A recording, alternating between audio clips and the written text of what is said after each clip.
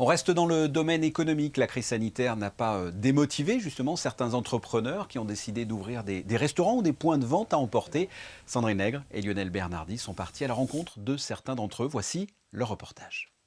La crise sanitaire ne les a pas empêchés d'ouvrir de nouvelles enseignes. La preuve qu'il existe ainsi des exemples positifs, malgré tout le contexte que nous vivons et connaissons tous. Nous sommes avenue de la Costa, dans la galerie des Allées-Lumière. Acantina accueille sa clientèle à l'heure du déjeuner uniquement en raison des mesures actuelles. La crise n'a pas freiné la motivation. Acantina, c'est une histoire d'amitié, une histoire d'amour avec mon épouse. On s'est rencontrés dans ce restaurant il y a 15 ans maintenant. Nous étions tous les deux employés, moi en cuisine, elle en salle. Et pendant plusieurs années, nous avons essayé d'ouvrir notre restaurant.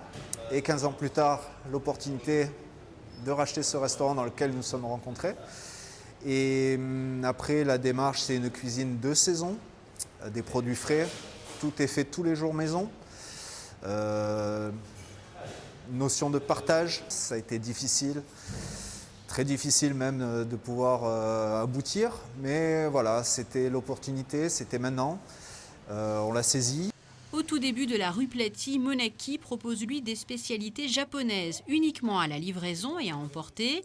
Avec le boom justement des livraisons depuis la fermeture des restaurants le soir, quel premier bilan au bout de quelques semaines pour ce point de vente qui a ouvert le 4 janvier 2021. On avait ce projet avec mon partenaire Laurent déjà au début de l'année 2020, même fin 2019.